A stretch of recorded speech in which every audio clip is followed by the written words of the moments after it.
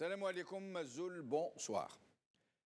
Si l'affaire Eutelsat El Magharibi a été quasiment passée à la trappe, passée sous silence, par la presse et la classe politique, autant en Algérie qu'en France, pour des raisons qu'on devine, bien sûr, elle n'en a pas moins, cette affaire, soulevé une immense clameur, autant en Algérie qu'en France, où la communauté algérienne affirme ne pas rester les bras croisés.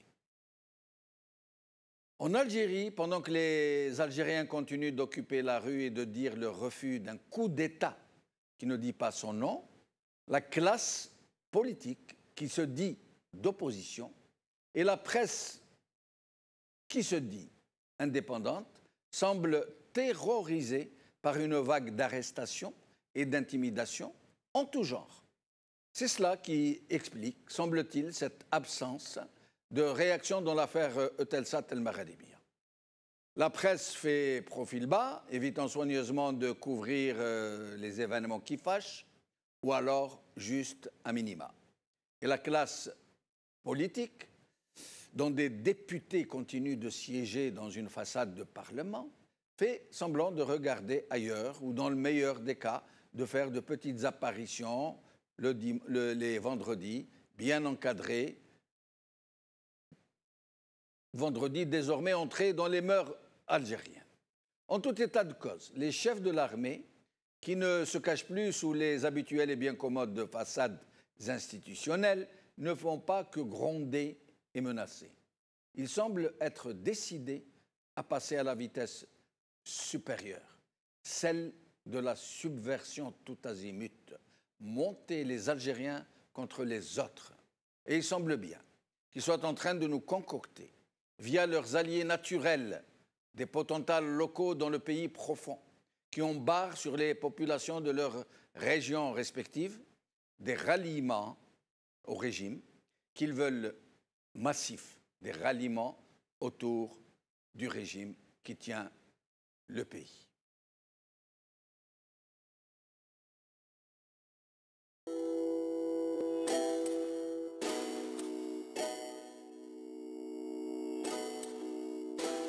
يما كتري من دعاوي ولادك راهم خارجين يمشيو على الحرية يما ولادك متحضرين طالبين ديمقراطية هاك الورد زيد الياسمين في مسيرة سلمية عالتغيير معولين اليوم الشعبي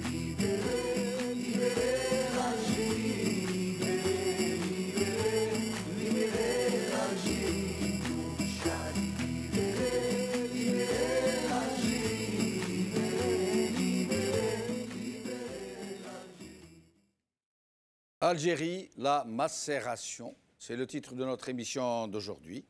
Et pour en parler, j'ai ici avec moi Soufiane Gilali, qui nous vient d'Alger. Soufiane Gilali, président de Gil Jadid. Merci d'être avec nous. Merci de me recevoir. Merci. Yahya Bonouar, journaliste, militant politique qui nous arrive de Marseille, tout frais débarqué. Yahya. C'est toujours un plaisir. Merci beaucoup. Mon confrère, mon jeune confrère, Chaban Qassi, ici à ma droite, journaliste qui va nous faire une petite chronique. Chaban, merci d'être avec nous. Bonsoir Jameldine, avec plaisir. Et Boukhalfa Ben Mamar, militant politique dont on me dit que son micro a un petit souci, donc on ne va pas le faire parler. Merci Boukhalfa d'être avec nous en langage indien, comme ça, salut.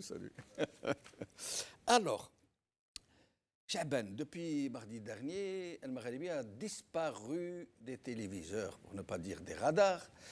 Elle a été coupée, interdite de diffuser, c'est-à-dire clairement censurée. Peut-on revenir un peu d'abord sur la forte mobilisation des téléspectateurs et après vous nous expliquerez ce qu'il en est. Alors, El Magharibi a disparu, pas totalement, puisque je vous rappelle qu'on est disponible sur les réseaux sociaux, que les émissions qui ont lieu ici, même en direct, sont directement présentes sur les réseaux sociaux donc en fin d'émission. Elle est disponible aussi en France pour l'instant sur Free. Donc c'est une semaine assez mouvementée. Mardi dernier, donc, la chaîne ne diffuse plus. Dans un premier temps, la rédaction se mobilise. On pense à un souci technique, mais directement, on prend contact avec le prestataire et ce n'est pas le cas. Donc, c'est une décision politique. On y reviendra tout à l'heure dans le détail. Mais ce qu'il faut noter aussi, c'est que ce sont les téléspectateurs Canadiens, Français, Algériens, Américains qui nous apprennent que nous ne sommes plus diffusés alors que le prestataire, peu importe la décision ou le pouvoir qui lui a demandé de... Vous voulez dire qu'il n'y a même pas eu de préavis de la part de Telsat? Il n'y a pas eu de préavis et à aucun moment on nous a appelés en disant voilà, prenez un peu prenez vos gardes, organisez-vous, la chaîne sera demain supprimée, notamment sur les antennes algériennes. On l'a aperçu directement, instantanément, grâce aux téléspectateurs. Mais on y reviendra tout à l'heure. Oui. Bien évidemment, toutes les émotions sont réunies, la colère, l'incompréhension. Mais alors, comme la rédaction, et vous le premier, vous connaissez de quoi est capable le pouvoir algérien, en aucun cas, la chaîne a été déstabilisée ou dépitée. Mais ce qui était vraiment important, la seule et unique préoccupation de la rédaction, de la direction de la chaîne, c'est comment reprendre la diffusion pour les millions de téléspectateurs qui nous suivent. Les messages de soutien donc, sont arrivés par dizaines de milliers. Ce que je vous propose, c'est d'écouter ces quelques réactions que nous avons tournées. C'était dimanche dernier, place de la République. Par rapport aux autres chaînes qui sont en Algérie, c'est des chaînes qui ne couvrent pas ce que le peuple algérien veut dire, ce que le peuple algérien veut manifester. Et à un moment où il y a eu des manifestations de millions d'Algériens dans la rue, on voyait du dessin animé dans leur télé. Qui raconte avec le parent de toutes les forces cette censure morale et politique. C'est pas venu comme par hasard, parce que tout le monde va la raison, il y a 6 mois avant, il y a 7 mois avant le Hera. C'est un média qui est très précieux, dans le sens où c'était l'un des seuls qui était ouvert à la voix de l'Algérie, à la voix de l'opposition surtout. C'est une chaîne comme toutes les autres chaînes, mais bon, apparemment sur le plan liberté, on n'est pas libre en fait. Parce qu'il y a des forces exercées sur elle et puis on n'arrive pas à s'exprimer ce qui se passe actuellement en Algérie. Il faut savoir à quel point je ne trouve pas les mots. Nous sommes très émus de Maralibia, que ce soit Ahmad, que ce soit Bilad, soit partout où se trouvent nos compatriotes. Ils sont en train de nous envoyer un message d'amour, un message de soutien. On ne connaît pas les discussion, mais vu la manière dont elle a été pratiquée, on ne peut que soupçonner des gens qui sont derrière, qui sont gênés par ces diffuses d'arrêt. Voilà, vous l'avez entendu en tout cas sur ce dernier manifestant. Ils ont compris maintenant et dès les premières réactions des téléspectateurs que cette décision, bien évidemment, était prise. Manu Militeri, alors je vais vous commenter les images qui vont venir maintenant. C'était des images d'ambiance qui avaient lieu à Paris. Ce qu'il faut savoir, c'est que pour les téléspectateurs d'Al Maribia, tout simplement, quand on leur demande comment présenter cette chaîne, ils disent clairement c'est tout simplement une chaîne qui montre ce qui se passe en Algérie, une chaîne qui parle de nous, de notre révolution. Exemple, j'ai rencontré Farid, un manifestant de 47 ans, qui me dit, écoutez, moi je ne suis pas là pour aimer El Mararibia ou une autre chaîne, mais il faut que la chaîne s'intéresse à ce qui se passe. Et ce n'est pas le cas, notamment sur d'autres médias. Je vais rappeler un confrère sur TMC, qui est le groupe TF1, Yann Barthès, au mois de mars, a démontré que sur une semaine, Canal Algérie avait consacré 4 minutes 35 donc sur le Hirak et sur la révolution algérienne. Voilà, vous voyez à l'antenne ces images d'ambiance. Alors on peut rappeler encore une fois que c'est unique à tous les niveaux. Pacifisme, écologique, on nettoie les rues. Les places d'Algérie et de Paris sont rendues comme elles ont été trouvées avant les manifestations. C'est 8 mois de mobilisation non-stop, 36 vendredis. Et vous l'avez vu, même une chaîne de télé comme la nôtre a été soutenue pendant cette période qui était loin d'être terminée. Pardon. Alors, c'est une censure. Qu'est-ce que vous pouvez nous dire sur ça? Comment ça s'est passé? Alors, d'abord, dans les faits, il faut savoir que mardi dernier, coupure, la chaîne est interdite d'émettre, donc on comprendra par la suite que ce n'est pas un souci technique, on peut appeler ça, et c'est clair, c'est une censure. Alors on retiendra un élément important qu'à aucun moment, je vous le disais tout à l'heure, que Eutelsat, qui je vous le rappelle est prestataire, c'est un prestataire qui permet donc de diffuser les chaînes de télé, ils en ont 39. Il héberge des opérateurs de télé, il leur met 100 satellites à leur disposition. Exactement. Pour pouvoir diffuser. Tout à fait, pour pouvoir diffuser. Ils sont présents en Asie, en Afrique du Nord, en Europe, c'est l'un des numéros 1. Notre chaîne donc, a été coupée. Juste derrière, le lendemain, que se passe-t-il?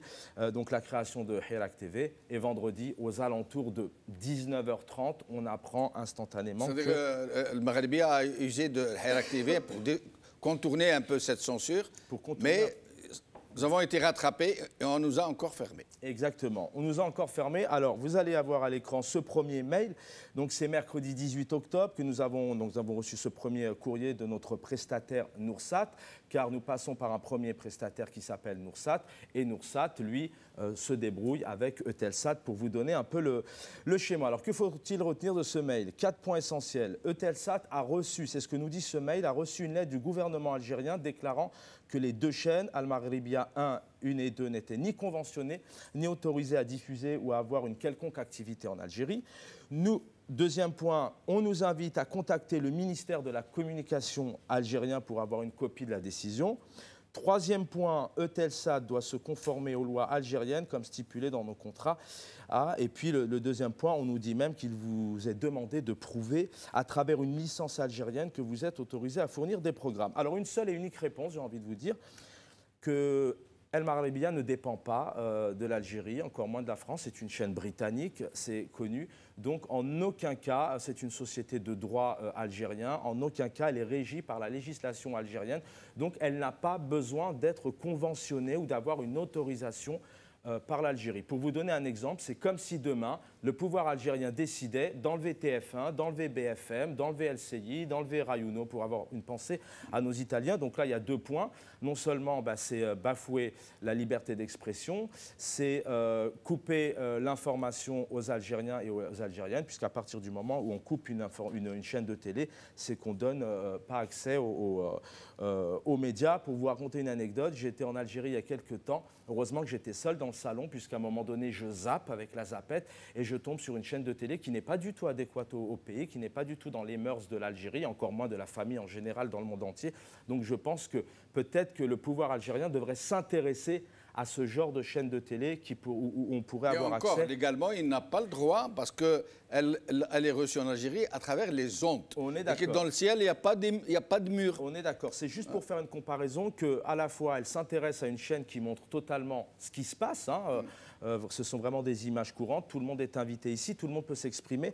Mais à la fois, elle coupe cette diffusion. Le vendredi 18 octobre, donc, suite à la création de Hirak TV, Eutelsat a envoyé un deuxième courrier à Viewsat Network, qui est un nouveau prestataire. Voici le résumé. Dans un courrier précédent, nous vous avons demandé de ne pas passer de contrat avec ces 2 chaînes, donc Al Maghribia 1 et 2.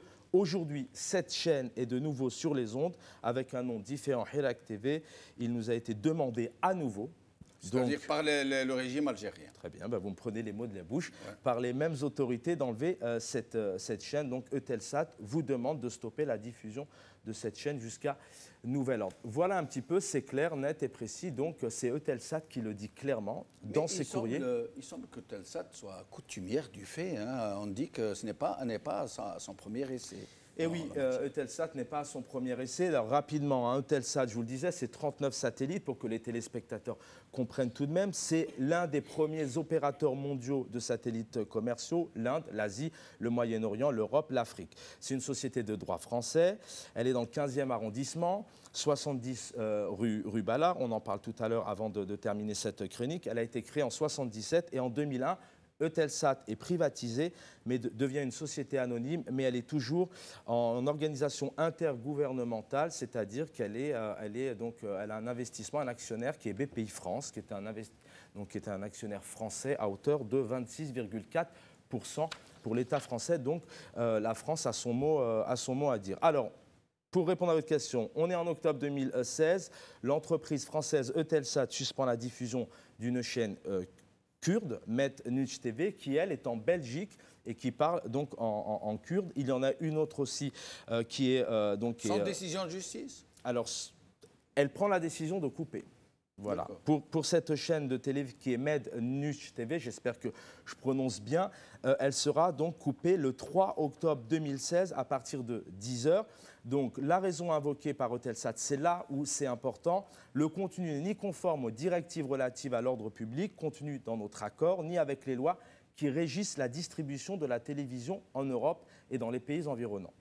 mais selon, et ça c'est vraiment important, la Fédération européenne des journalistes, que Eutelsat SA, société anonyme, a subi des pressions de la part de Erturk, qui est le Conseil suprême de l'audiovisuel turc, pour supprimer le signal de Menüç TV, considéré comme une chaîne de télévision appartenant donc au Parti des travailleurs Kurdistan, qui est le pro-PKK. Donc cette chaîne a été supprimée. Sauf qu'il y a une autre chaîne qui, elle, est basée en Suède. À l'époque, donc, son directeur, donc cette chaîne, c'est Neuros TV. Il dit « La suspension de ma chaîne est inacceptable. Écoutez bien, il est choquant que Telsat ait pris une telle décision. Ma chaîne a été fermée sans preuve. » Le PDG de Telsat, donc à l'époque, il dit lui-même, dans le cas de Neuros TV, il a obéi aux injonctions de Erturk, donc Erdogan, en attendant les décisions des régulateurs de Belgique, de Norvège et de Suède, d'où la chaîne émet. Vous voyez, nous on émet en Angleterre, c'est un peu le même cas. Sauf que le cas de Neuros TV, Eutelsat est allé un peu loin, un peu vite. Pourquoi? Car le 14 novembre 2017, qu'est-ce qui se passe? Eh bien, le tribunal de commerce de Paris a ordonné à Eutelsat de reprendre la diffusion de cette chaîne, Neuros TV. Le tribunal a estimé tout simplement que la Turquie n'a pas ou trop peu collaboré avec le siège de la chaîne en Suède. C'est comme si nous, si vous voulez, le pouvoir algérien avait pris contact avec la direction de la chaîne en leur expliquant, au lieu de tenter de résoudre la difficulté ensemble. Le tribunal souligne également que Telsat n'a pas pu prouver les supposées relations de la chaîne avec le pro des travailleurs PKK. Donc voilà, tout ça pour vous dire, alors je vous disais, c'est très important, que Telsat est un groupe de droit privé. L'État français en est le principal actionnaire via la banque BPI d'investissement à hauteur de 26,4%. Vous êtes en train de nous suggérer que la décision qui a été prise n'est pas seulement commerciale, ni même éthique. C'est que... Non seulement elle n'est pas commerciale, elle n'est pas éthique. On vous le disait en introduction, il y a un silence de l'État français. Excusez-moi, je vous tourne le dos. Il y a un silence de l'État français alors qu'il y a 26,4%. Et c'est toujours complexe parce que, et il y a d'autres cas, Eutelsat a déjà obéi par exemple à le passé à des demandes similaires, la Russie, la Chine ou l'Iran vis-à-vis des médias dissidents. Alors la question qui se pose pour terminer, c'est que ce cas-là pose plus largement une question du rôle des grandes entreprises face au régime autoritaire. Chaban Kassi, merci beaucoup, au plaisir. Merci, je terminerai juste en disant aux téléspectateurs que demain, 14h, 17h, 70 rue Ballard, il y a un rassemblement prévu. 14h, 19h, ça va plus loin, 14h, 19h, merci. Et pour l'instant, la préfecture n'a pas dit non, mais elle demande à ce que la manifestation soit un peu plus éloignée. Voilà, merci, Chaban Kassi. Alors, nous allons tout de suite recevoir Zoubida Assoul. Zoubida Assoul, merci d'être avec nous. Bonsoir, Jamal. Merci à vous. Bonsoir, merci. Alors, vous êtes à Alger, vous venez de sortir du tribunal. Est-ce que vous pourriez nous dire ce qui s'y est passé? Alors, aujourd'hui, c'était la journée où Akhbar Borqa, en tant que prévenu et détenu dans les poursuites pénales à son encontre, est mis plutôt en détention provisoire depuis le 30 juin passé, a été convoqué devant le juge d'instruction, le doyen des juges d'instruction du tribunal de Termara Raïs, pour l'entendre au fond. C'est la deuxième audition. Et donc, on était un collectif d'avocats, à peu près d'une quinzaine d'avocats. On était là pour, bien sûr, l'assister pour cet interrogatoire. Bon, je vous avoue, personnellement, et tous les confrères et consoeurs qui étaient présents, on était tous un peu surpris de la sortie de Borqa. Ça, c'est la personnalité de l'Akhbar Borqa. Et au moment où le juge d'instruction commence à lui poser des questions précises sur le chef d'inculpation, il lui répond moi, je ne reconnais pas votre justice, la justice qui est aux ordres, la justice qui n'est pas indépendante, la justice qui émane d'un pouvoir illégitime, d'un gouvernement illégitime. Je pense que vous n'êtes pas indépendant et donc moi, je ne peux pas vous répondre. Et on a appris aussi qu'il aurait déclaré qu'il refusait d'être libéré si tous les détenus ne l'étaient pas en même temps que lui. Ça, il nous l'avait dit, nous, en tant que défense, parce qu'on se relaie, on le voit régulièrement, donc on le visite à l'établissement de l'Harrach. Et donc, il nous l'a dit parce que certains confrères avaient demandé son avis sur l'introduction d'un autre appel au niveau de la chambre d'accusation ou au niveau plutôt du juge d'instruction pour une liberté provisoire. Il a dit non, je ne veux pas que vous demandiez une liberté provisoire pour moi. Il n'y a pas de raison que les jeunes du Hirak restent en prison et que moi je puisse sortir. Donc c'est vrai, je confirme qu'il nous l'a bien dit. Mais alors, quelle a été la réaction du juge d'instruction quand Bourga'a a refusé de le reconnaître en tant que tel? Il ne s'attendait pas, il était un peu déstabilisé parce qu'il ne savait plus quoi faire. Ensuite, nous, on a demandé quand même au juge d'instruction de nous accorder 10 minutes de concertation avec notre client. Et on a essayé de lui dire, est-ce que c'est bon pour vous, c'est pas bon, pourquoi? Il a dit, c'est une décision personnelle, je ne reconnais pas. Si la justice était indépendante, si la justice n'appliquait que la loi, je ne serais pas là, ni moi, ni tous les détenus d'opinion, les détenus politiques. Donc, c'est ma décision. Je ne reconnais pas à partir du moment où la justice obéit aux ordres et qu'elle cherche des chefs d'inculpation vraiment tirés par les cheveux pour mettre les gens en prison et que ça devient beaucoup plus des règlements de compte que des affaires judiciaires. Ça n'a rien de judiciaire, en fait. Bourga'a est convaincu que son incarcération, comme celle de beaucoup de personnes, notamment les jeunes, ce sont des procès purement politiques. Et donc, à ce titre-là, il dit à partir du moment où ce sont des procès politiques, il n'a rien de judiciaire dans cela. Et donc, je refuse de reconnaître ces chefs d'inculpation, cette justice qui obéit aux ordres. Mais que pensez-vous de ce régime qui ne semble vraiment pas être dans l'apaisement, puisque un peu partout, des détentions sont maintenues, d'autres personnes sont arrêtées. À l'Oued, un journaliste et 3 activistes du Hirak ont été maintenus en détention. Est-ce que ce sont des signaux que le régime est en train d'envoyer? Écoutez, franchement, le pouvoir est basé sur la répression. Le pouvoir ne peut pas s'accommoder de la liberté. Parce que la liberté, toutes les libertés d'ailleurs qui sont consacrées dans la Constitution, la liberté de circuler librement, la liberté d'expression, la liberté de la presse, la liberté des Algériens ou leur droit à l'information, tout ça, ce sont des droits qui sont consacrés par la Constitution algérienne, dont le pouvoir se targue. Il passe son temps à nous dire on doit trouver des solutions dans le cadre de la Constitution. Or, les droits fondamentaux et les libertés fondamentales dans le pays, et qui sont consacrées par cette même Constitution, ne sont pas respectées vis-à-vis des citoyens. Donc, ce que nous comprenons, nous, en tant que politiques, en tout cas en tant qu'activistes et défenseurs des droits de l'homme et des libertés des Algériens et des Algériennes, c'est que le pouvoir, s'il était à l'aise, s'il était comme il veut bien le faire croire aux gens, qu'il a la majorité du peuple avec lui, eh bien pourquoi a-t-il peur si ces gens-là représentent que la minorité? Quand on est à l'aise, quand on n'a pas peur, quand on sait que le peuple est avec nous, on n'utilise pas la répression, on n'utilise pas la force, on n'utilise pas l'incarcération pour faire taire toutes les voix discordantes ou toutes les voix qui ne marchent pas dans la feuille de route du pouvoir, qui est de toutes les manières une feuille de route unilatérale, comme vous le savez. Parce que moi, ça fait quelques mois, depuis le mois de juin, que je dis, nous sommes toujours dans la feuille de route de Bouteflika sans Abdelaziz.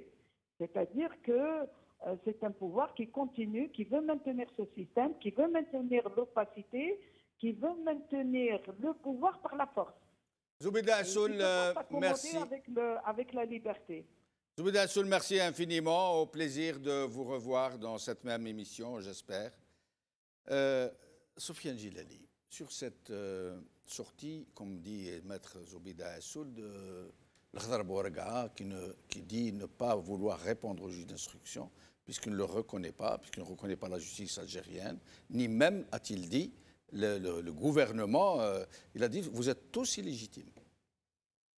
Qu'est-ce que je peux dire sinon que je regrette profondément qu'un homme comme Al-Khdar Bourgass soit toujours en prison, vu son âge, vu son passé, vu les sacrifices qu'il a fait pour l'Algérie, pour son indépendance.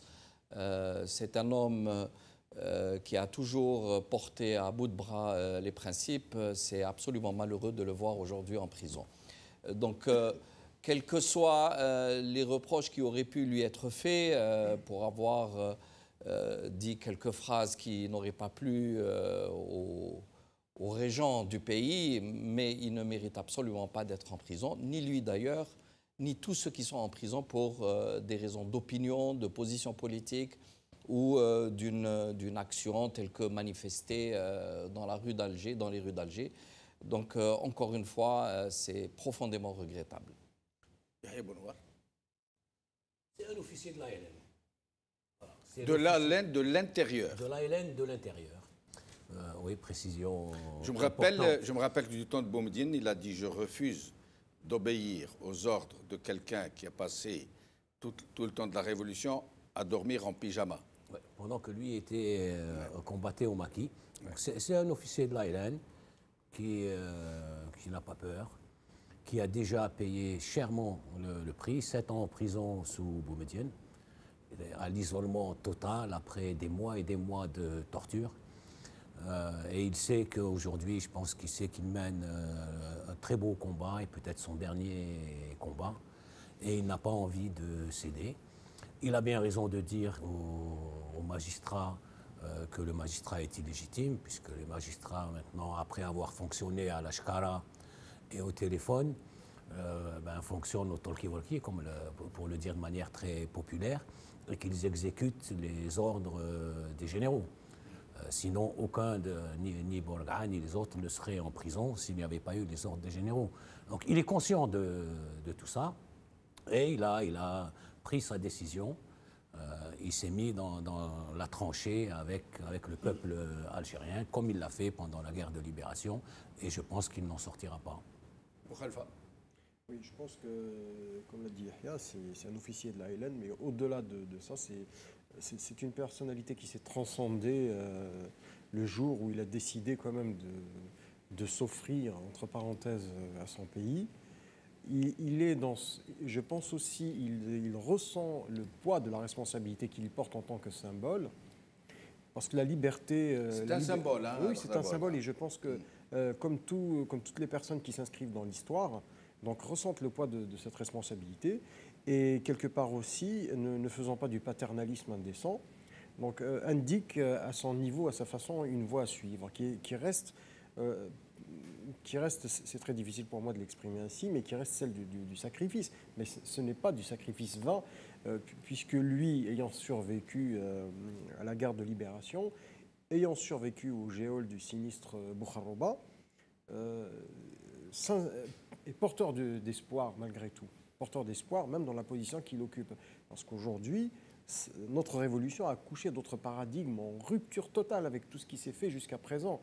Et l'une des meilleures choses qui nous arrive, c'est que on le dit fièrement, on ne dit pas Al-Khdar Bourgass, on dit le commandant Al-Khdar Bourgass en faisant référence à ce qu'il a été, à ce qu'a été son engagement avant l'indépendance et adjoint du colonel de Wilaya. Tout à fait.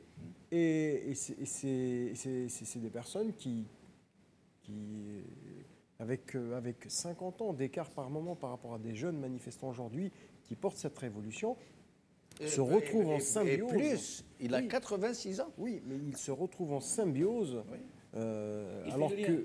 Tout à fait. Il y a un lien entre 54 et 2019. Tout à fait. Alors que vous avez des gens qui sont engagés en politique sur les 30 dernières années, sont vomis par le peuple, alors, il faut dire aujourd'hui, et qui veulent aussi d'une certaine façon retrouver les voies et moyens de s'ériger en figure tutélaire de cette révolution. Alors je rappelle, avant de passer quelques scènes des manifestations des étudiants aujourd'hui, que M. Bourgass a été incarcéré pour avoir dit que le régime a déjà un président sous le coude, que les élections étaient jouées par avance. Il l'a dit de façon claire. Hein, voilà. Et donc c'est le principal reproche qui lui est fait. Nous allons voir quelques images des étudiants en Algérie, des étudiants accompagnés aussi par des manifestants qui ne sont pas étudiants, mais qui ont pris maintenant l'habitude d'accompagner les étudiants pour chaque mardi.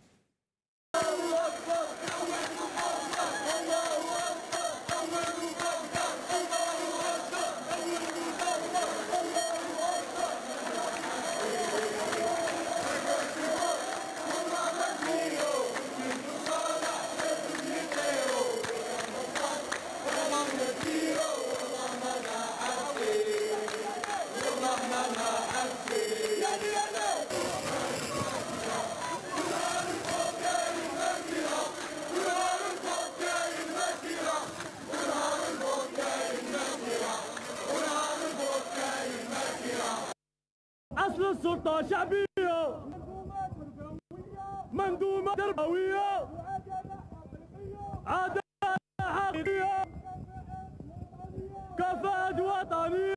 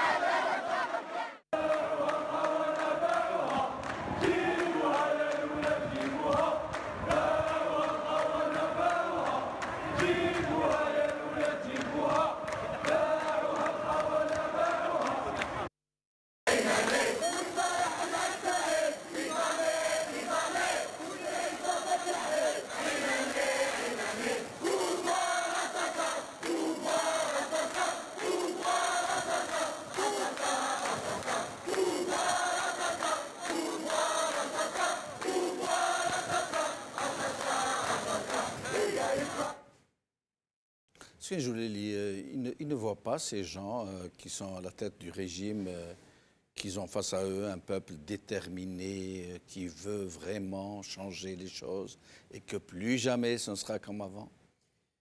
J'espère bien qu'ils le voient et je pense qu'ils le voient et ils en sont conscients. Nous sommes arrivés à une période de fin d'un cycle. Nous sommes dans un fin de cycle. D'ailleurs, ce qui est extraordinaire, depuis déjà Ibn Khaldoun au XIVe siècle, il expliquait qu'en général, un pouvoir à ce moment-là dynastique tenait à peu près 3 générations de 20 ans, donc un cycle de 60 ans. Nous sommes vraiment dans un cycle de 60 années.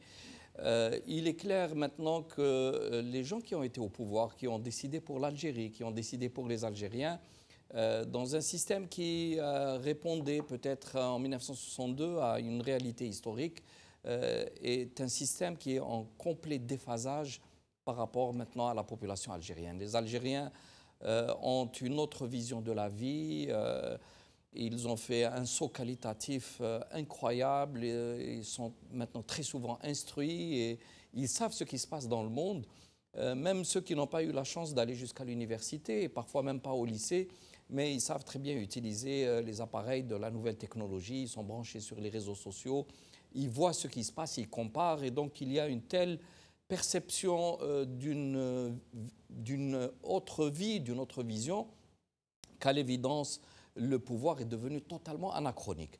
De cela, je pense qu'ils en ont conscience. D'ailleurs, il y avait un des membres de ce pouvoir qui avait dit un jour « on ne comprend pas les jeunes ». C'était un aveu presque naïf de sa part.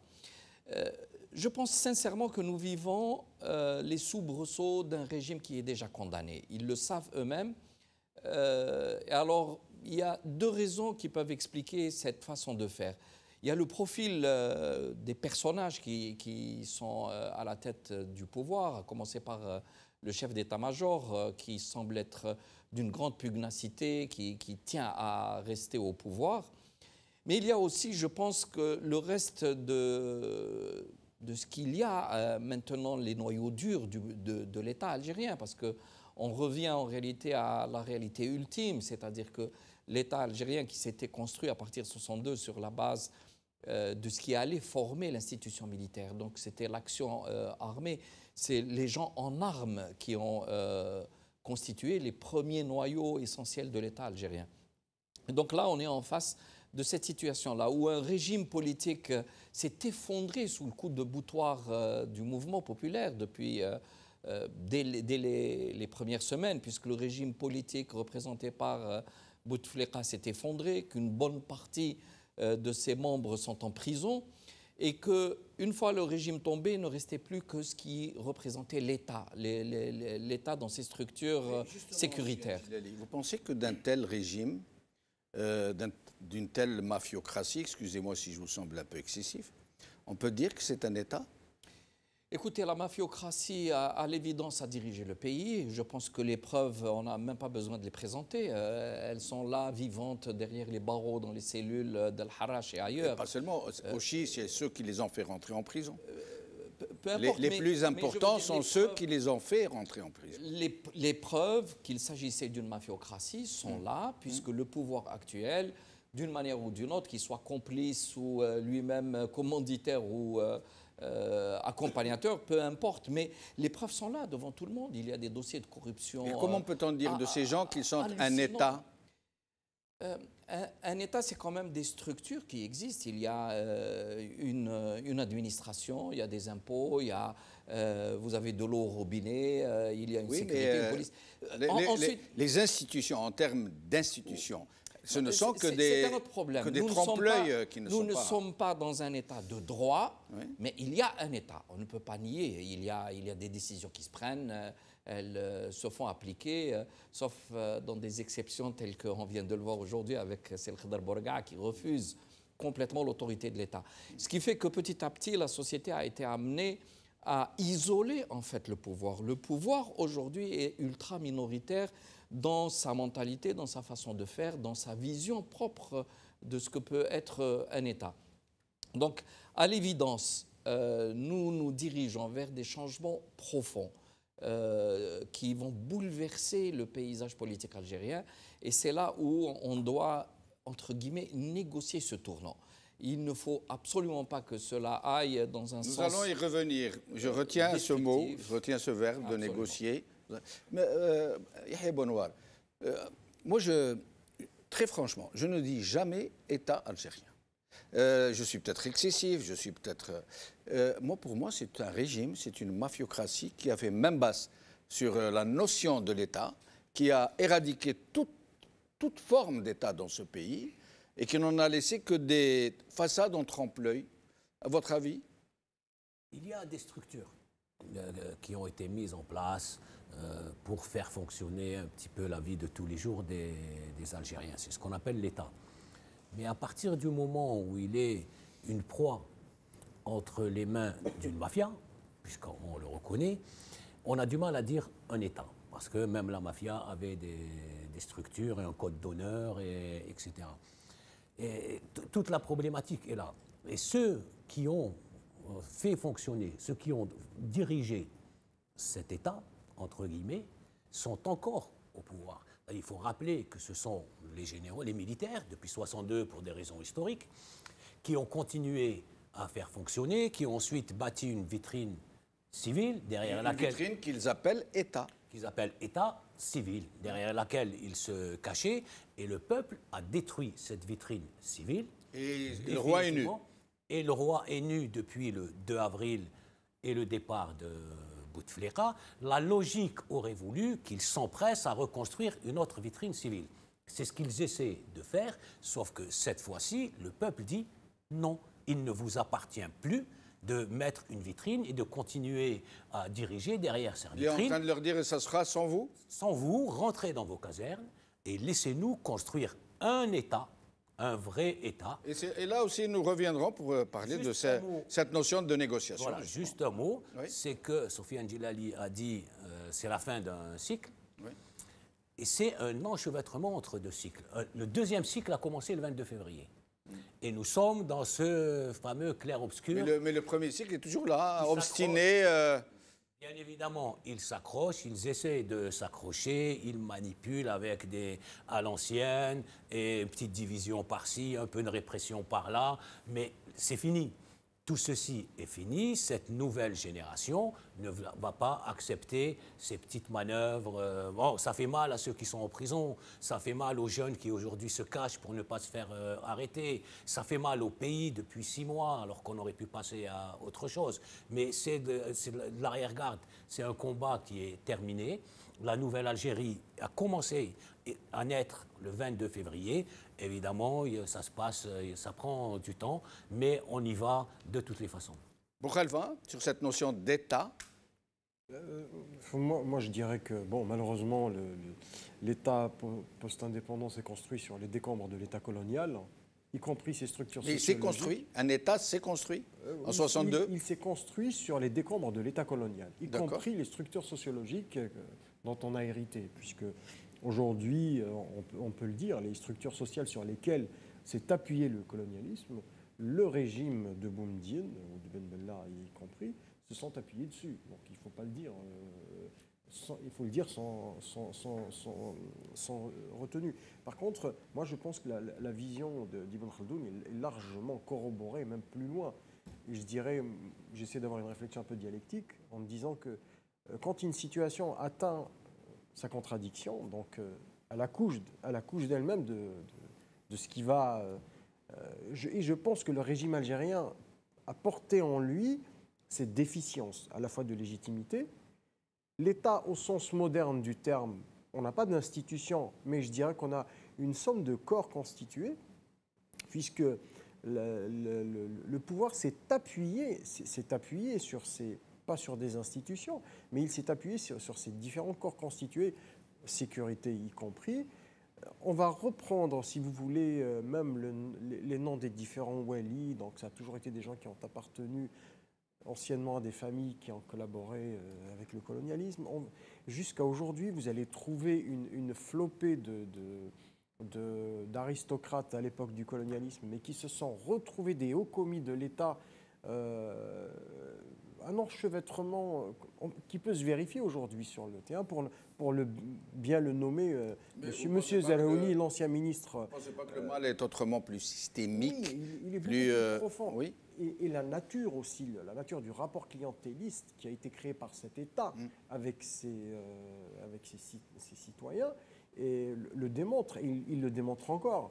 Et les tentatives vaines, je le dis et je l'assume, les tentatives vaines de survie de ce système en ressuscitant ce type de rapport clientéliste est faussé. Et puis, nous avons beaucoup de recul par rapport à ce qui se passe, puisque le saut qualitatif dont vous avez fait allusion tout à l'heure de la société s'est exprimé depuis un certain nombre d'années par ces lames de fond qui ont travaillé la société. Puisque dans les aéropages officiels où le citoyen était exclu, la société a repris, s'est recréée elle-même ces espaces de liberté. Bien sûr, la technologie y est pour beaucoup, mais je pense aussi le sentiment et le besoin de liberté inhérent à chaque génération, et c'est ce qu'on ressent aujourd'hui. Parce que même si certains jeunes n'arrivent pas à formuler une proposition politique claire, mais ce qui sous-tend cette envie de faire et de faire bouger les choses, c'est ce sentiment de liberté que les autres ont et que nous, on n'a pas. Et c'est ce sentiment d'être... Le Hogra, chez nous, c'est un concept qui mériterait quand même des travaux d'universitaires. Parce que ce qui en découle est autrement beaucoup plus profond. Ce n'est pas le simple fait de... Ce n'est pas un déni de droit. A commis un ouvrage où il parle de cet aspect des choses. Oui. On est devenu un laboratoire à ciel ouvert pour un tas d'injustices, mais qui ont été conceptualisées chez nous. Et qui, voilà, je citerai juste à titre d'exemple un travail qui a été fait par un psychiatre à Tizi Ouzou sur les violences sociales, mais qui sont ahurissantes quand vous lisez d'où ça vient, et vous revenez en filigrane au système qui est à l'origine. Nous vivons un immense traumatisme, mais une résilience aussi. Soufiane Djellali, vous parliez de la fin d'un cycle et du début d'un autre cycle. Or, vous avez prononcé ce fameux mot de négociation, auquel il faudra aboutir de toutes les façons. Le problème est que la fin d'un cycle, les gens qui sont au cœur, qui sont le cœur battant de ce que vous suggérez comme étant un cycle, ils ne veulent pas partir. Ils sont dans une obstination quasi suicidaire. Et le cycle qui est en train de naître, qui est en gestation et qui s'apprête à prendre la relève il ne parvient pas à générer, à cristalliser ceux-là qui auraient pu négocier pour lui, pour mettre fin à ce qui était avant. Et nous en arrivons donc à comment faire pour convaincre ces gens qui tiennent le pouvoir de partir enfin, de rendre les clés, et comment faire pour que nous allions vers une négociation qui pourrait justement permettre ce passage de flambeau, si tant est que nous pouvons... Écoutez, ça fait bien longtemps qu'on avançait cette phrase comment aider le régime à s'en aller. Oui. Parce qu'en fait, le régime a déjà perdu. Et je suis tout à fait d'accord avec Si Yahya lorsqu'il dit que en fait, la guerre a déjà été gagnée, mais il y a des batailles d'arrière-garde. Et c'est pour ça qu'il ne faut pas se tromper de casting, si j'ose dire. Je pense que les dirigeants actuels ont largement dépassé l'âge de pouvoir être de vrais dirigeants et que de toute façon, le temps faisant, la biologie faisant, nous arrivons au terme de ce cycle. Il faut attendre qu'il meure. Non, c'est pas forcément par la mort biologique, mais c'est un système qui a perdu sa cohérence interne, qui ne peut plus se régénérer, qui est en train de manger ses propres enfants. C'est un système qui n'a plus la capacité et les moyens de se reconstruire. C'est une évidence. Il n'a plus ni l'énergie interne, ni les moyens de le faire, ni les moyens financiers, ni la situation internationale, etc. Et donc, il est capital de comprendre que cette vague naissante de cette nouvelle génération est en train de bousculer un ordre établi en apportant une vision nouvelle du monde. Et c'est là où je peux rejoindre notre Sibou Khalfa. Nous vivons un changement de valeur anthropologique. Ce sentiment de liberté dont nous avons besoin aujourd'hui n'existait pas de cette façon-là dans le passé. Il n'avait pas la même expression, on n'avait pas la même perception. Or, petit à petit, la société, pour de multiples raisons, on peut s'étendre là-dessus, s'est trouvée dans une nouvelle configuration. Et le pouvoir, lui, est maintenant impossible de recréer les conditions dans lesquelles il était. Donc moi, je reste extrêmement optimiste et positif. Et c'est pour ça qu'en même temps, je me méfie très fortement des positions radicales qui partent du principe que si on rate le coche maintenant, on va tout perdre. En réalité, ce n'est pas du tout le cas. On aura tout à gagner. L'important est de ne pas aujourd'hui se mettre dans des situations où on risque de payer très lourd la facture. Parce que de toute façon... Comment faire face à un régime qui ne veut pas entendre raison? Et au moment où la contestation est très pacifique. Oui. Et le régime semble s'en réjouir. Il dit, tant que c'est pacifique, tant qu'ils ne peuvent rien contre moi, et tant mieux. J'espère que ça le restera. Moi, je ne cède pas. J'impose ma volonté. Je vais passer des élections même si tout le monde est contre. Je vais passer un président même s'il est élu à 2 voix. Il y a cette volonté. On ne cache pas les choses. Il y a 2 volontés qui s'opposent aujourd'hui. Il y a la volonté du pouvoir qui, pour 2 raisons essentielles, il me semble. La première est que ceux qui maîtrisent le pouvoir actuellement ont besoin et envie de se sécuriser eux-mêmes pour des raisons qui les concernent. Probablement, ils n'ont pas envie que tout le monde fuine dans le passé. Et pourquoi il ne vient pas à des négociations et qu'il ne demande pas à être pardonné? C'est plus compliqué. Oui. La deuxième raison, il faut qu'on écoute aussi. Vous parliez d'État tout à l'heure. Je persiste à croire qu'il y a un État algérien. Ce n'est pas l'État que nous souhaiterions avoir. Ce n'est pas un État de droit. Mais je peux vous assurer, si vous comparez, si vous comparez entre l'Algérie et la Libye ou la Somalie, les citoyens sauront ce qu'est un État. Lorsqu'il n'y a plus aucune autorité dans un pays, c'est le vide qui appelle à l'anarchie. Là, vous êtes en train de me dire comme pour la presse algérienne la plus libre du monde arabe. Non. Je ne dis pas. Non, si nous devons nous comparer à la Somalie je suis clair. pour prouver que nous avons un État... C'est par rapport au concept d'État.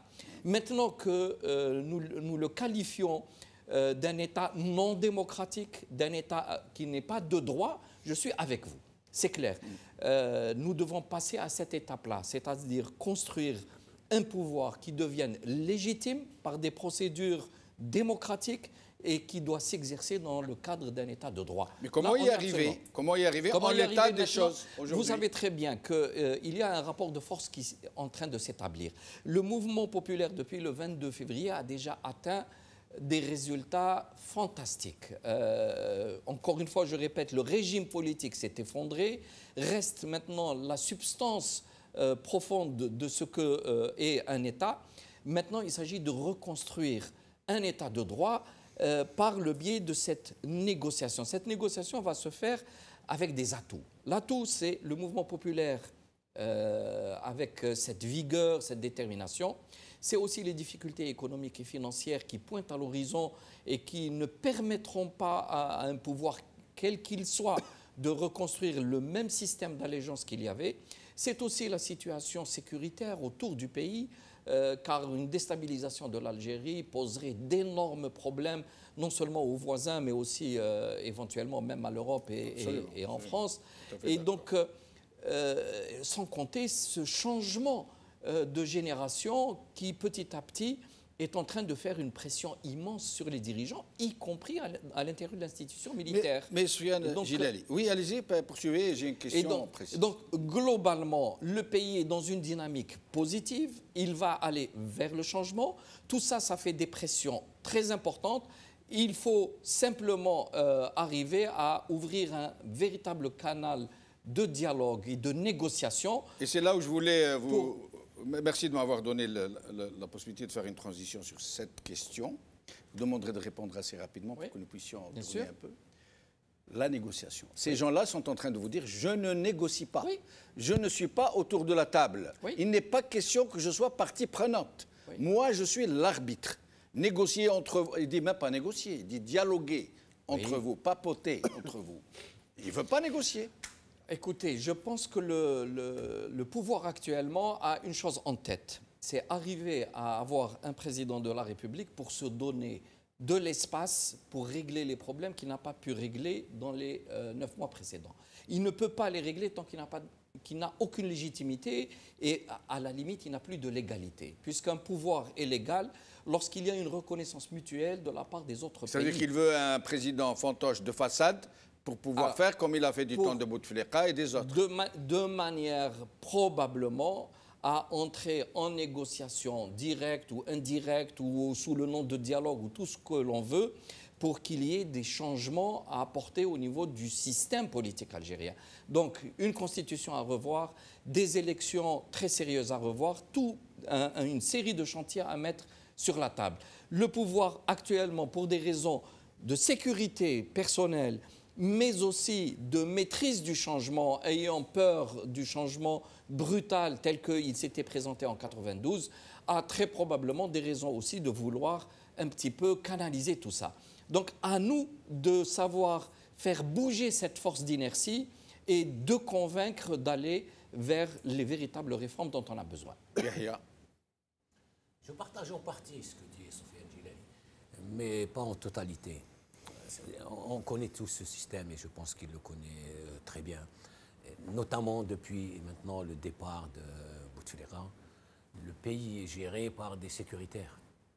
Ce ne sont ni des politiques, mais ce sont des généraux spécialistes en sécurité, en répression, des paranos à la limite, des paranos qui voient des ennemis partout, des mains de l'étranger partout, des complots partout. Ils y croient vraiment à l'étranger ou c'est un épouvantail qui nous agite sous le nez? Ils ont baigné, quand vous avez baigné dans ça toute votre carrière, 40 ans de sécurité, de je surveille un tel, et après ça rentre dans l'ADN.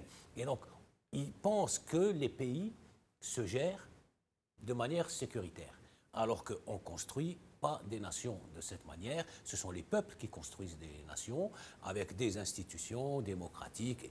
Et quand on parle de ça, ils ont peur de ça. Qu'est-ce que ça veut dire? Qu'ils ne maîtrisent pas. Voilà, ils ne maîtrisent pas. On ne construit pas des nations en maîtrisant des peuples. On ouvre au peuple. Et c'est au peuple de construire. tout doucement ces institutions. Ils votent, une fois ils se trompent, une fois ils ne se trompent pas, ou on considère qu'ils se trompent. Mais c'est comme ça, et puis la prochaine fois, il revotera différemment, ou même à l'opposé. Mais on laisse ce peuple construire sa nation, construire ses institutions. Et ce que je suis en train de vous dire, pour eux, c'est le cauchemar. Alors que c'est ce qui est arrivé à des dizaines et des dizaines de nations. Ils vivent cela comme un cauchemar. Quand on leur dit cela, on dit Khawana. Mais vous savez très bien, Yahya, qu'ils n'y croient pas eux-mêmes. Ils savent très bien que ce n'est pas le cas. Quand vous avez... Ils vont agiter leur relais pour faire croire. Ils savent très bien, eux, qu'il n'y a pas de menace. Et je vous laisse poursuivre. Pour la simple raison que tous les gens qui peuvent faire du mal à l'Algérie, ça veut dire les puissances occidentales, jamais ils n'ont trouvé de tels gogos. Jamais ils n'ont trouvé une si belle table dressée. Jamais ils n'ont autant profité qu'avec ce régime. De quoi pourrait-il... Alors, ils ne vont pas bouger maintenant qu'il n'y a plus d'argent. En quoi menacerait-il un tel régime? Voilà, il y a deux. Donc, je réponds à la première question. Oui. Je pense qu'ils y croient parce qu'ils ne font que ça depuis 20, 30, 40, 50 ans. C'est leur boulot, la répression, la sécurité, on surveille tout le monde. C'est leur boulot. Oui. Et donc, ils y croient en grande partie. Mais ce qu'ils ne savent pas, c'est que les gens qui fonctionnent comme ça, évidemment, c'est les jouets des autres, qui, eux, ont déjà 3 coups, 4 coups d'avant, et qui, c'est des parano, eh bien, on les manipule, et ils se retrouvent les gogos des puissances étrangères, alors qu'un pouvoir, des responsables politiques élus, légitimes, soutenus par leur peuple, évidemment, iront défendre les intérêts du peuple, qui leur donne cette puissance et ce pouvoir, beaucoup en meilleure position que les gogos qui verrouillent tout et qui ferment tout. Comment faire pour aller puisqu'il faut négocier de toutes les façons, comment les amener à accepter cette notion de négociation? Comment les convaincre qu'ils n'ont pas d'autre choix, qu'il faut qu'ils aillent à la table des négociations? Dans l'histoire de l'humanité, les fins de cycle et les débuts de cycle, il y a 2 manières. La négociation, la violence, ou le sang. Donc, ils le savent. S'ils ont compris que c'est une fin de cycle et qu'on rentre dans un nouveau cycle... Est-ce qu'ils ne voudraient pas aller de même vers la violence? Est-ce que la violence ne les arrangerait pas plutôt que des négociations pacifiques? Personne n'y gagne, en tout cas pas le pays. Mais eux, ils ne peuvent pas partir, ils ne peuvent pas se permettre. C'est comme ça qu'ils le conçoivent. Ils peuvent se permettre. Il y a des exemples. On a parlé du Chili, où Pinochet a négocié pour lui à vie, et 20 ans pour les autres généraux. Ceux qui ont survécu aux 20 ans, ils ont été quand même en prison. Et puis il y a d'autres exemples où les gens ont négocié. Et je fais remarquer que jusqu'à aujourd'hui, après 8 mois de révolution, les gens disent « Tetnahaw ». Donc, c'est possible. Ils peuvent. Si on en arrive à Tethassbou, peut-être qu'on aura passé une étape où ce sera difficile de revenir. Pour l'instant, les gens ne disent pas Tethassbou, Tetnahaw. Il y a les moyens. Alors, les sorties de crise, il y a des dizaines et des dizaines de propositions sur la table. Les personnalités, les partis politiques, elles existent. Ils connaissent. Comme on l'a dit une fois sur ce plateau, ils savent trouver les voyous, donc ils sauront trouver les bonnes personnes pour une sortie qui leur assure l'impunité, voilà, et puis qui permettent au pays de respirer et de se projeter dans l'avenir. Boukhalifa, sur la même question. Oui, mais moi je poserais le problème différemment. Je pense qu'aussi c'est le problème de la représentation.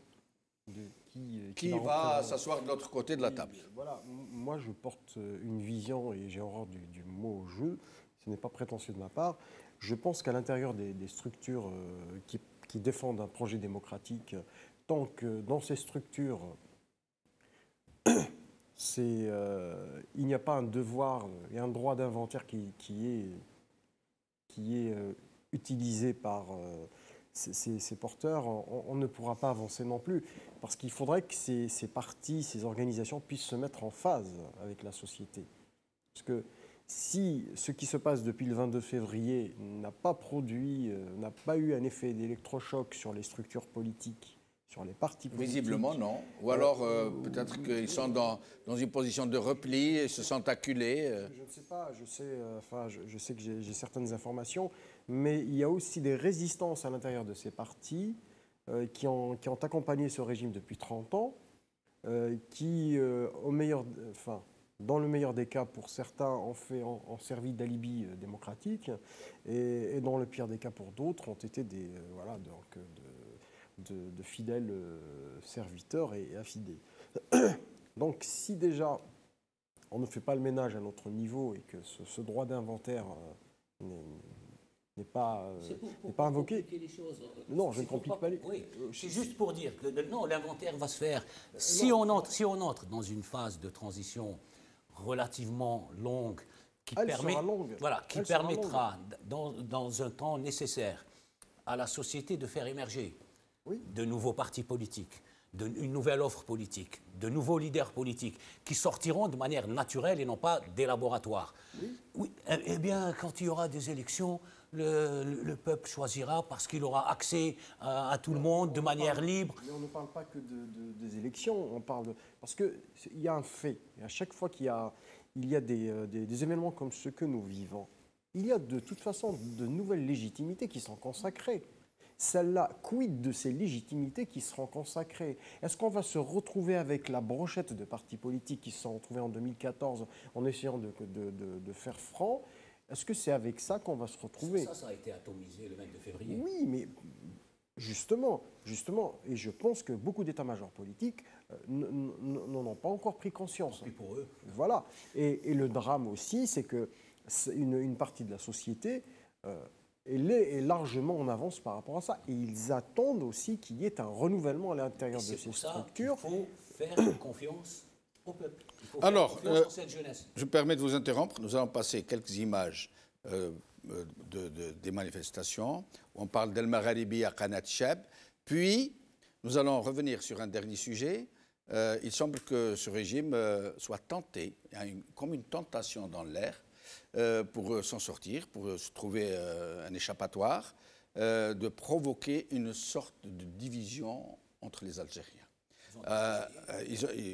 Ils ont fait un topo très simple. La contestation se situe principalement, elle est partout, mais elle se situe principalement dans l'Algérois, en Kabylie, à l'ouest, à Constantine, à l'est, à Nabas, Kigda, etc., Sétif. Le Borj, le centre. Mais sinon, dans l'Est, elle n'est pas très vive. Moi, je dis les choses, même si ça déplaît. Hein. Dans le Sud, elle est présente, mais elle est latente, elle n'est pas très forte.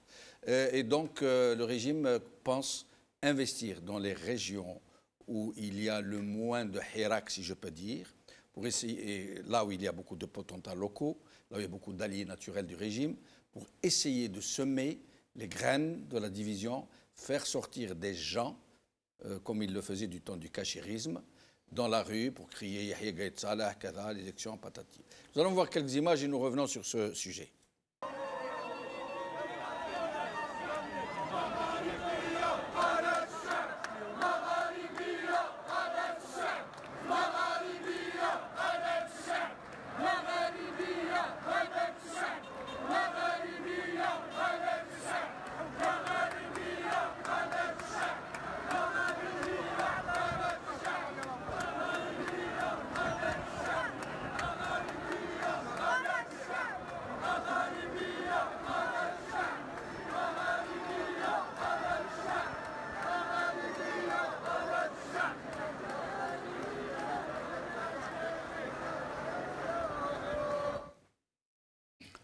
Soufiane Gilali, vous qui êtes chef de parti politique, qui êtes dans la rue à manifester pour le changement, qui espérez voir l'avènement d'un nouvel État démocratique sans violence, dans le pacifisme le plus total.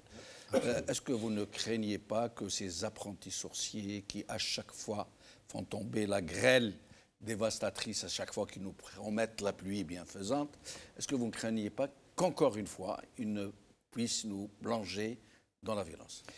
Écoutez, je n'exclus rien du tout. Malgré mon optimisme général, je n'exclus pas qu'il y ait des phases un peu plus compliquées, et en particulier d'ici le 12 décembre.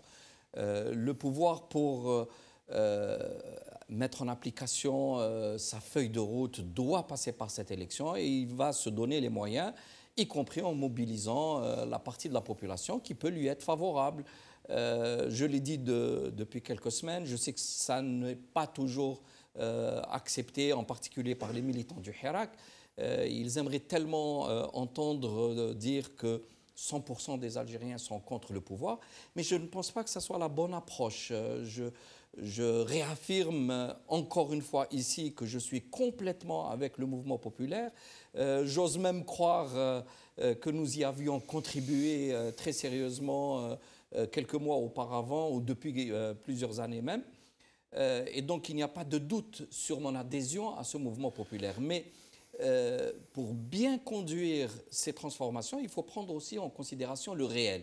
Et le réel dit qu'il y a des Algériens qui ont, pour des raisons qui peuvent être légitimes, pour des raisons peut-être moins légitimes parce qu'ils ont des liens avec le pouvoir, chacun selon son point de vue, il y a des Algériens qui ont envie qu'on s'en sorte le plus rapidement possible, qu'on accepte une élection, etc.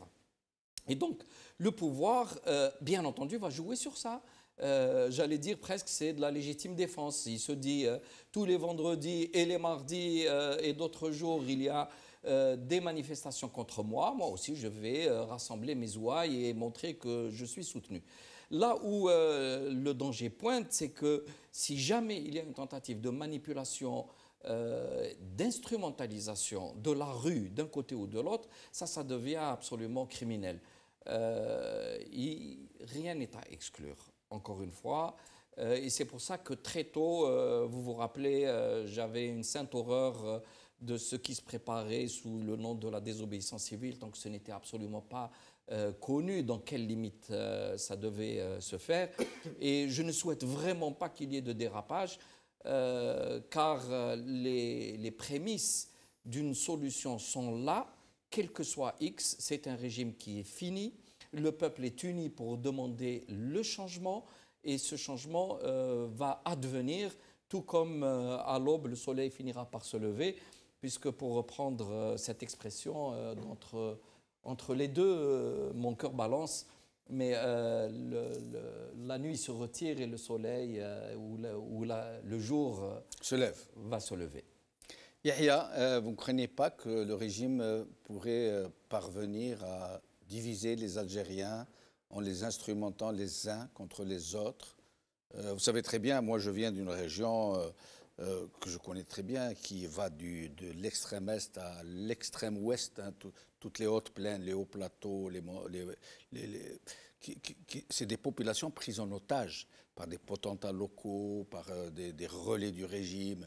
Est-ce qu'ils ne pourraient pas les instrumenter plus facilement que certaines régions qui sont plus politisées, j'allais dire, qui sont plus au fait de ce qui se passe, qui sont moins manipulables, pour dire les choses comme elles sont?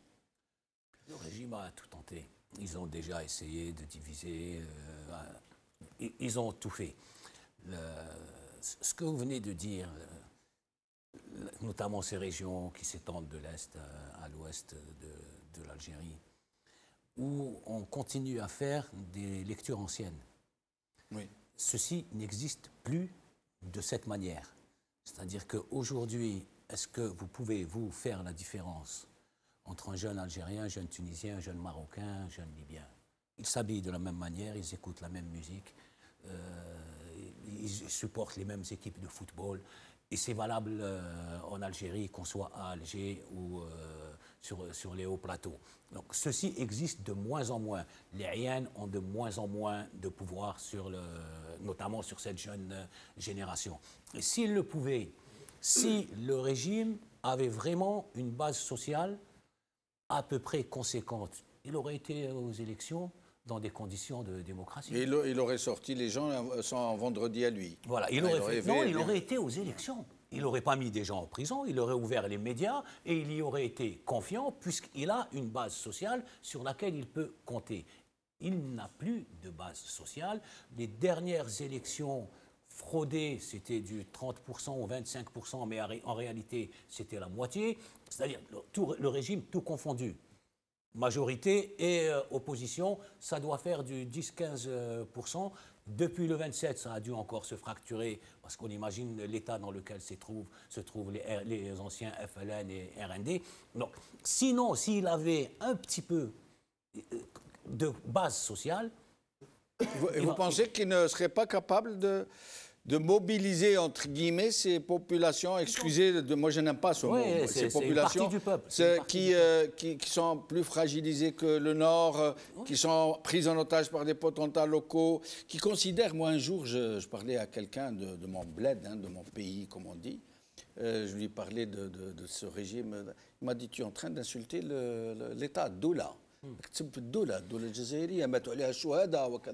Les gens sont dans cet état d'esprit. Non, ceux qui certaines, du moins, ceux qui ont certaines plus de 40 catégories, et 50 ans ouais. et qui ont logiciel formaté, FLN, RND. Voilà, exactement. Voilà, après, exactement. Justement, les jeunes, là, ce logiciel, ils l'ont brisé, ils sont passés à autre vous pensez chose. vraiment, vous êtes sérieux quand vous le je dites les vois dans la rue et puis quand je les contacte à partir des réseaux sociaux et tout, je vous dis, il n'y a aucune différence. Je vais aller plus loin, il n'y a aucune différence entre un jeune d'un quartier populaire à Alger et celui d'un quartier populaire en Europe. À travers les réseaux sociaux, à travers les télévisions satellitaires, ils consomment la même chose. La seule chose, c'est que ceux de chez nous se disent pourquoi je ne vis pas de la même manière que lui. En termes de liberté, en termes de consommation, en termes de loisirs, de sortir et de s'amuser comme un jeune d'ici. Mais pour le reste, on est dans le village planétaire. Ces notions d'aller utiliser l'Ayan, ils ont essayé de mobiliser pour Gaïd Saleh. Il y avait 40 personnes à Blida. Donc, à Blida. Oui. Oui, dont la moitié, selon ceux qui commentaient, la moitié, c'était des flics en civil. Donc, voilà. Ça ne sert à rien. Khalfa. Oui, enfin, ce que vous soulevez est assez important et profond à plus d'un titre, puisque la tentation, même pas la tentation, mais ça a été une règle. Ça a été une règle du système. C'était d'utiliser les régions comme des variables d'ajustement politique, ce qui a été notamment le cas en Kabylie, depuis pratiquement l'indépendance, qui a servi avec son lot de victimes. Et je pense ce qui a malheureusement, ce qui a fait de toute l'Algérie une variable d'ajustement politique pour le régime, ça a été les événements de la décennie noire. Dans les années 90, il y a eu des foyers, bien sûr, de tension, mais toute l'Algérie a subi les affres de ce qu'on a vécu. Absolument. Et ce n'était pas propre à une région. Voilà. Mais par rapport à ce que vous disiez tout à l'heure, il y a un mouvement inverse aujourd'hui. C'est que l'ensemble des Algériens se sont appropriés leur histoire, les symboles de l'histoire.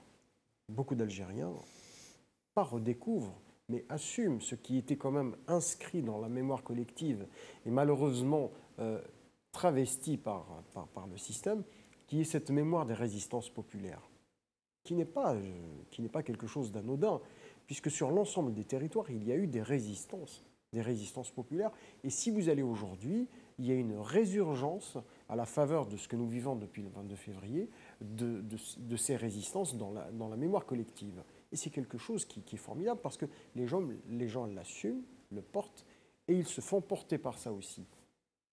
Et je pense qu'effectivement, le système peut avoir sa base clientéliste sur laquelle il se fait. Et moi, je pense qu'il y a un choix, parce que les gens se rendent compte de la dimension historique de la séquence. Donc les lignes de fracture sont claires. C'est-à-dire qu'aujourd'hui... Elles ne peuvent pas être régionales Non, absolument pas. D'ailleurs, regardez dans sa folle instrumentalisation simultanément à la fois du confessionnel et de la région, qu'est-ce qu'a trouvé le système que d'aller fermer 2-3 églises d'évangélistes en Kabylie? Oui, mais justement, ça porte de l'eau à mon moulin. Oui, mais... Ils sont en train de désigner des populations, de régions, de les étiqueter, des sionistes, des zouaves, des chrétiens, des... Ce qui se passe aujourd'hui, c'est que qu'est-ce qui vous est arrivé quand on a tenté de faire taire le Magharibi? Tout de suite, donc, votre direction a réagi en reprenant un autre nom. Oui. C'est pareil. Vous savez, moi j'ai discuté 1 heure avant de venir ici avec certaines personnes qui ont dit ils ferment une église, mais il y en a une qui va sortir par là. En fait, là où ils ne se rendent pas compte, c'est qu'en en fermant une, il y en a 10 qui vont s'ouvrir. Oui. Et quand ils vont tenter d'arrêter 10 mais peut-être c'est ce que recherche ce régime. Non, absolument pas. C'est quelque chose qui stigmatiser une région, la montrer sous un jour qui n'est pas forcément... Vous savez, l'une des... Échec. Oui, et je peux vous dire que l'année dernière, l'une des images qui a peut-être aussi eu son pesant d'or dans ce que nous vivons, quand vous voyez pendant plus de 8 mois des étudiants en médecine, des résidents, qui se faisaient tabasser par les flics à Alger. Oui. Ça donnait l'image de quoi? Je vais vous dire, les Algériens ne sont pas insensibles par rapport à ce qui s'est passé. C'est que vous avez des gens dont la vocation est de porter secours à la vie, qui se font tabasser par le bras armé de l'État. C'est au-delà de l'image, mais ça veut tout dire. Le bras armé de l'État, avez-vous dit, hein? Bien sûr, je pèse mes mots, puisque c'est une violence qui émane d'un corps constitué. Donc, on revient aujourd'hui sur l'instrumentalisation de la justice, on revient sur l'instrumentalisation des corps constitués, de la police, de la gendarmerie et de l'armée. Et tous ces moyens sont mis au service d'une logique qui dessert tout sauf l'intérêt du peuple. Et ça, ils l'ont compris. Donc, moi, je voudrais en profiter. Donc, demain, effectivement, il y a un sit-in oui. devant le siège de Telsat. Ah, rappelez-nous l'adresse. Donc, il est à la rue Ballard, je ne l'ai pas, 70, mais donc, voilà. 70 rue Ballard. 70 Voilà. rue Ballard, 14 heures. métro Ballard. Voilà. Métro Ballard, de 14h à 19h. Tout à l'heure, votre collègue a dit que... Juste que je ne vous dis pas. Oui. Et le mercredi, donc il y a... Le lendemain. Et le jeudi, donc le lendemain, donc il y a une... Sit-in, un sit-in aussi devant l'Assemblée nationale. Devant l'Assemblée nationale, Donc, l'adresse oui, un certain nombre. Donc, Métro Assemblée nationale. oui, Métro voilà. Assemblée nationale. Voilà, Voilà. et cette rue Saint-Denis, cette rue de l'Université. Université. Voilà, et donc porteur aussi d'un certain nombre de mots d'ordre qui sont très importants. Et je vous dis, c'est que la dynamique, elle est là. Elle ne recule pas. Elle ne recule pas. Et je pense que, paradoxalement, cette dynamique ne pourra jamais constituer un tremplin pour qu'on se retrouve avec des figures tutélaires qui risquent de dévoyer ce mouvement. Et je pense qu'il va quand même générer de lui-même des gens qui vont le porter et le représenter. Le mot de la fin, le mot de la fin. Je vais corriger, je laisserai le mot de la fin à Sofiane Djilali. Ce que a dit votre collègue par rapport à l'autorisation de la préfecture de Paris. Oui. La préfecture de Paris ne refuse jamais une autorisation, elle n'en a pas C'est le droit. déclaratif. Puisque c'est déclaratif. Mais elle vous a confiné dans un endroit... Ils ont des techniques où vous demandez le 70 rue Ballard parce que vous allez protester contre Eutelsat. Oui, et vous confinez dans une impasse. 300 mètres, et donc les gens leur ont dit on ne va pas protester contre les arbres, c'est contre Eutelsat. Et donc ils ont refusé l'endroit proposé qui est inapproprié, que les travailleurs... Et vous allez tenir le sit-in quand même. En face, voilà. Et en face de Telsat. Tout va bien se passer, il n'y aura pas de violence. Ça s'est déjà passé devant l'ambassade d'Algérie où ils nous avaient refusé l'autorisation. On y a été tout de même et tout s'est bien passé. Et ils savent très bien que tout se passe bien. Ils voulaient éviter les désagréments à monsieur le PDG de Telsat qui ne trouverait personne en rentrant dans son bureau. Très vite, Sofiane Djilali.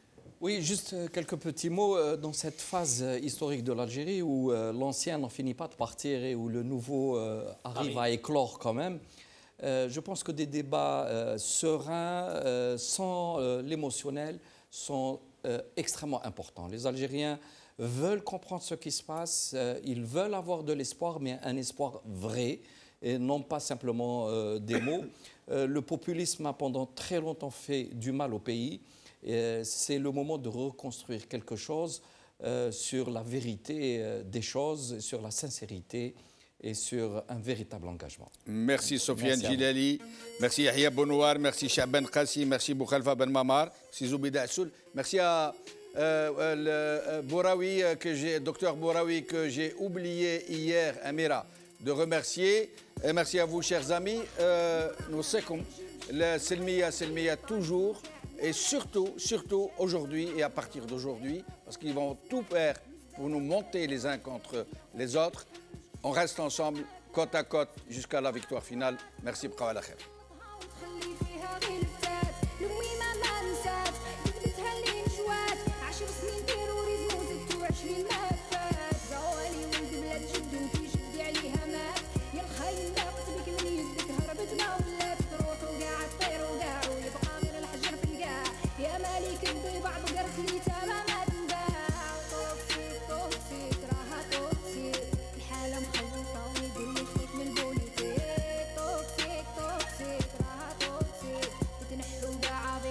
Révolution